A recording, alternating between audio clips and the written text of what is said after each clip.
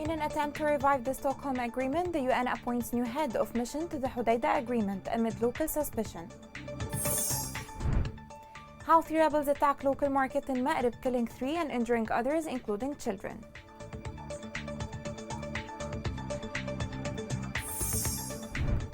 Houthi rebels close Sana'a airport before the United Nations 8 flights and block 8 deliveries.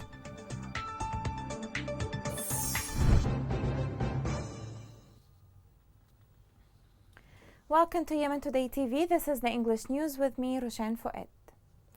3 years since the Stockholm Agreement was signed, it was meant to avert a potentially catastrophic offensive on Hodeidah city and ports. The ceasefire, which entered into force on 18 December 2018, did not contribute to a safer environment for civilians, as was hoped. It was violated since day one by the Houthi rebels. Yesterday, the UN appointed a new head of the United Nations mission to support the Hodeidah Agreement. As an effort to revive the dead agreement, the following report has more details. Once again, the United Nations attempted to revive Stockholm Agreement by appointing the retired Irish Major General Michael Beery as head of its mission to support the Hodeidah Agreement. This comes at a time when Yemenis assert that UN leniency with Houthi militia has quashed the implementation ceasefire in Hodeidah and the siege on Taiz and releasing prisoners. Yemenis consider that the mission has failed to achieve any progress on the ground since its formation. UN Secretary General Antonio Guterres announced the appointment of Major General of Ireland Michael Beery as a replacement to the Indian General Abhijit Guha. Major General Beery has enjoyed a long career since joining the Irish Army as an infantry officer in 1975. He served as head of mission and commander of the United Nations Interim Force in Lebanon from 2016 to 2018. Beery served 10 years in overseas deployments including Afghanistan, Bosnia, Iraq, Somalia and Uganda. He is the 4th head of the UN mission in Hodeidah. He was preceded by the Indian General Abhijit Guha, the Danish General Michael Losgaard and General Patrick Kammermart. They all resigned after failing to achieve any breakthroughs to support the implementation of the agreement. They were unable to achieve anything, as the mission remained neutral until now inside a ship chartered by the United Nations and docked in the port of Hodeidah under heavy guard of the Houthi militia, who restricted its movements, but the United Nations did not take any position toward these actions. In late 2018 and under great international pressure, joint forces held their advance to the port of Hodeidah after reaching a distance of no more than 4 kilometers. The government and Houthi rebels went to the Swedish capital Stockholm and agreed on a ceasefire, followed by a withdrawal from the two parties, and the local authority and police would secure the city and the port under the supervision of the United Nations. 3 years later, Houthi militia did not implement any of the agreement provisions. In a recent development, unilaterally, the joint forces redeployed their forces and withdrew from upon agreed sites reaching south of the governorate. Yemenis seem to have lost faith in an agreement which was violated since day one. Some observers have gone further to question, was Stockholm Agreement a monitoring of a ceasefire, or rather of a war? In Hodeidah, King Salman Humanitarian Aid and Relief Project launched the 3rd phase of distributing personal hygiene kits for displaced families living in camps. The King Salman Humanitarian Aid and Relief Project targeted more than 1,300 displaced families living in El-Sharjah and El-Jaber camps.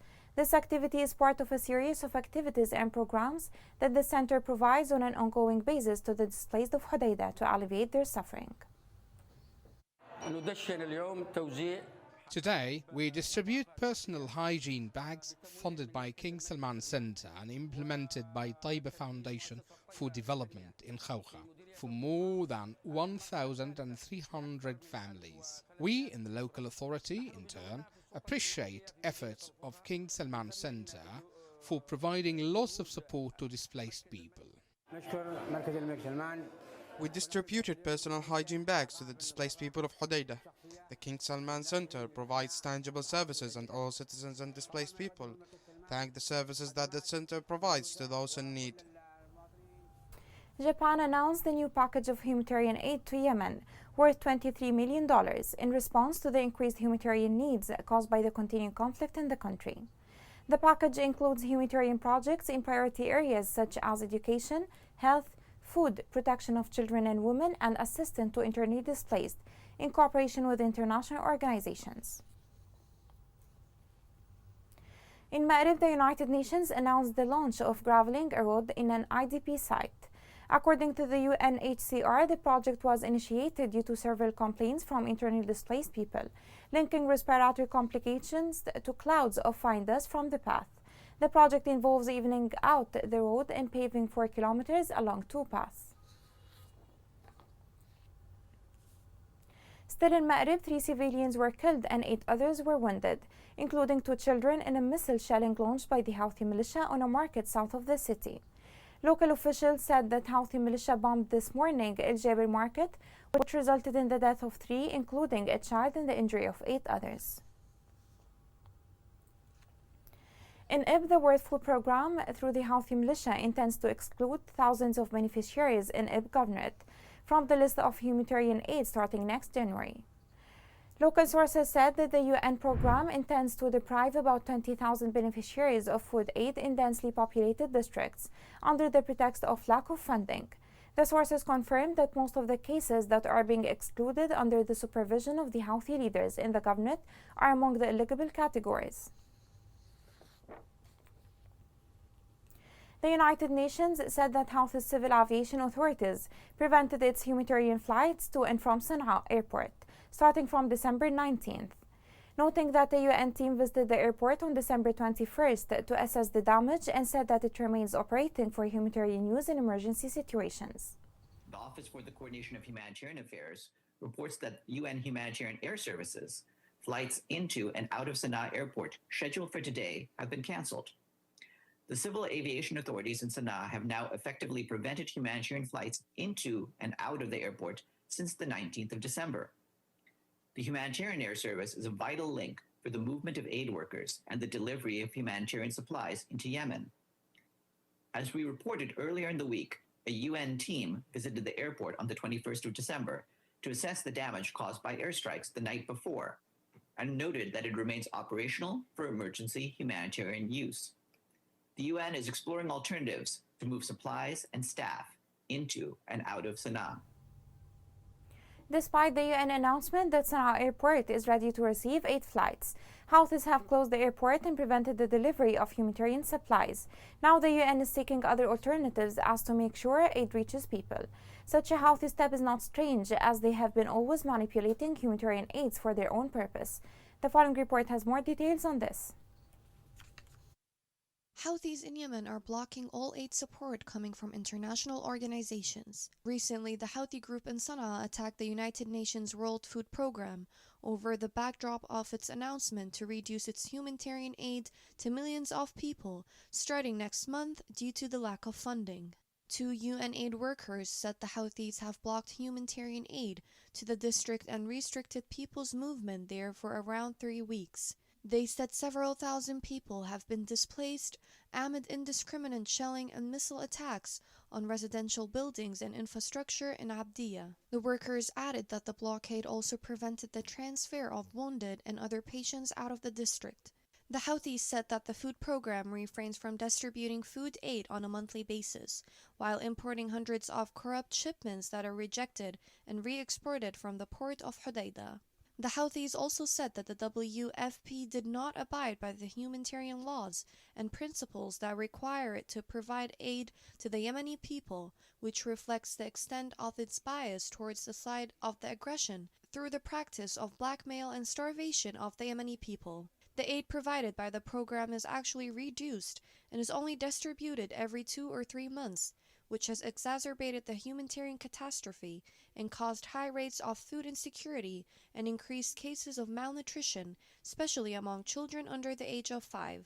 In conclusion, Yemenis truly need the aid support from the international organizations, yet they cannot get it due to the Houthis blocking the aid for their own purposes. Turning to battlefronts, the government forces thwarted a violent attack launched by Houthi rebels on the southern fronts of Ma'rib. According to sources, Houthi rebels moved large elements with artillery coverage using various types of weapons. Sources added that 3 civilians were killed and 3 others injured due to Houthi shelling. Meanwhile, the coalition announced that it had carried out 40 operations against the Houthi militia, destroying 70 military vehicles and killing 223 militants. To El Jauf, Houthi militia killed a military commander in the government forces after he was captured in El Yatama front. Sources reported that Othman el-Shaif was killed by Houthi militia after he was captured and wounded with others. Meanwhile, clashes resumed between government forces and Houthi militia in Khub wa Shaf front. In the west coast, the joint forces thwarted Houthi infiltration attempt, killing 13 militants and injuring 5 others near front lines on al-Jarrahi south of Hodeidah.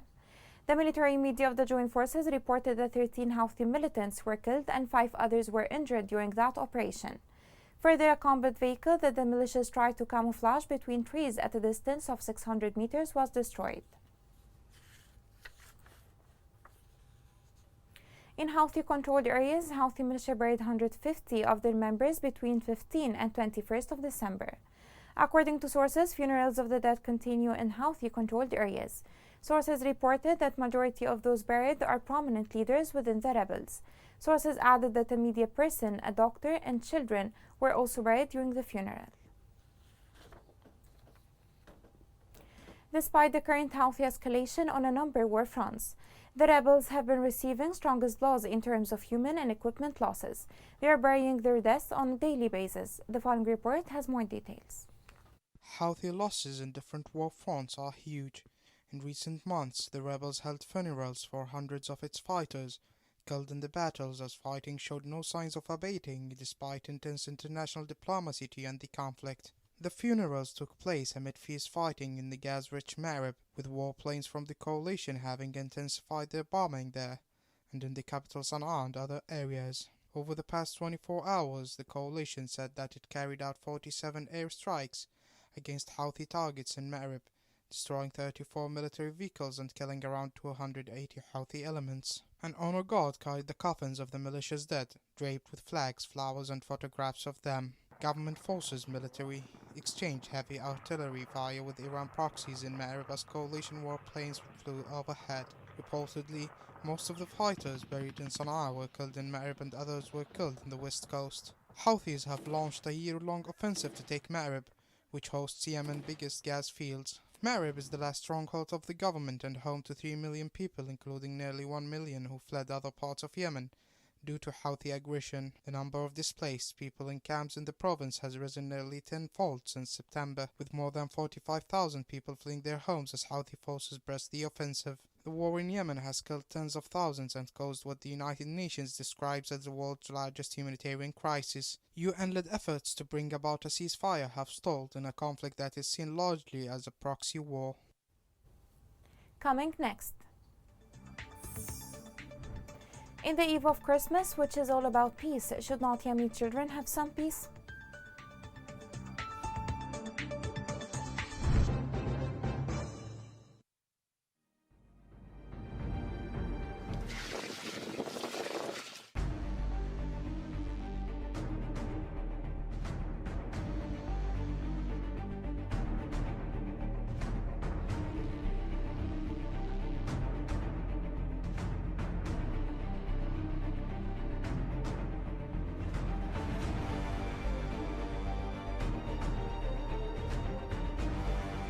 اضطرينا أن نغادر من ذي وزحنا.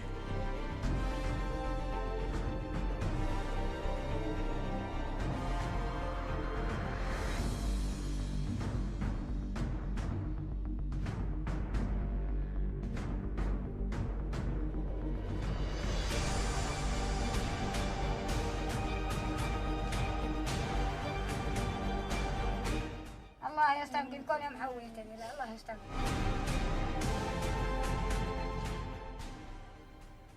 Welcome back. Peace means children would not have to live through the trauma of war in their backyard. They would not have to look in fear at the waters, worrying that warships were headed their way. In Yemen, however, the situation is different. Every 10 minutes, a child is dying from lack of food and lack of nutrition. Why the world celebrates Christmas is peace too much for Yemeni children? The following report has more details on this. At the eve of Christmas, shouldn't the children of Yemen have peace? There has been a civil war raging in Yemen since 2014. Fighting has claimed hundreds of thousands of lives, and all too often, children are the victims of bombings. According to Save the Children, For 7 years now, Yemeni children have been paying the price of this war with their lives. Some of the staff working in health facilities burst into tears when asked about the children they support, and they know it could be their own children lying in the hospital bed next. Yemen's children are not only dying of bombs, but also of starvation. One of the worst hunger emergencies of our time is taking place in Yemen. Health clinics are filled with screams of mother watching the children die from malnutrition. The UN World Food Programme Director David Beasley said, 16 million people marching towards starvation. We need this war to end, number one. And if donors are getting fatigued, well, end the war. The world leaders need to put the pressure on all parties involved to end this conflict because the people in Yemen have suffered enough. They have no coping capacity. Prices are collapsing in terms of the valuation of the riyal. The World Food Programme alone is feeding about 13 million Yemenis a month, including life-saving nutrition for children. World Food Programme partner UNICEF likewise is trying to save as many Yemeni kids as possible. The United States must clearly return to its role as a peacemaker. Christmas Eve is a night of miracles. Let there be another piece of Christmas Eve to save Yemen's children. To economy, the governor of Taiz, Nabil Shamsain, directed to launch an inspection campaign on bakeries to end their strike. The strike being implemented in protest against the decision to reduce the value of bread. The governor of Taiz instructed to withdraw licenses and transfer those violators to prosecution. In Aden, citizens complained about the continued rise in food prices, despite the recovery of the local currency. Citizens said that prices are still the same amid an absence of authorities and the failure to take any punitive measures against those who continue to raise prices. Still in Aden, the government limited the distribution, marketing and sale of oil derivatives supplied in the local market to the Yemen Petroleum Company. The second article of the decision stipulates that the company purchases oil derivatives to cover the needs of the local market with the approved mechanism, and that all derivatives are considered affiliated with it upon completion of their unloading, and they are not entitled to be disclosed or distributed only by the company. In the government-controlled areas, fuel prices were reduced amid the increase of the value of the Yemeni riyal. In Hadramaut Valley, oil company announced a new tariff for petrol. The company set the sale of 1 liter of petrol at 650 riyals, while the price of 1 liter in the coastal areas of Hadramaut is sold at 880 riyals after a slight reduction. In El Mahra, the price of a liter was set at 950 riyals. Citizens expressed their dissatisfaction with this reduction as they are unable to purchase fuel in the current or previous prices. To health, and amid warnings from the outbreak of the fourth wave of COVID-19, the National Committee Against Coronavirus recorded 2 new cases of the pandemic. Committee officials said that 1 case was recorded in Shabwa and 1 in Hadramaut. Also, no recovered cases were recorded, but 1 death. With the current updates, the total confirmed cases are 10,111, including 1,963 deaths and 7,002 cases of recovery.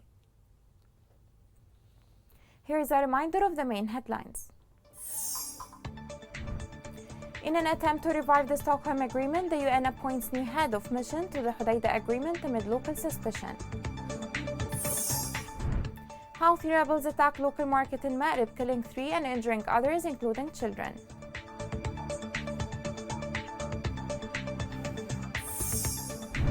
Houthi rebels close Sana'a airport before the United Nations 8 flights and block 8 deliveries.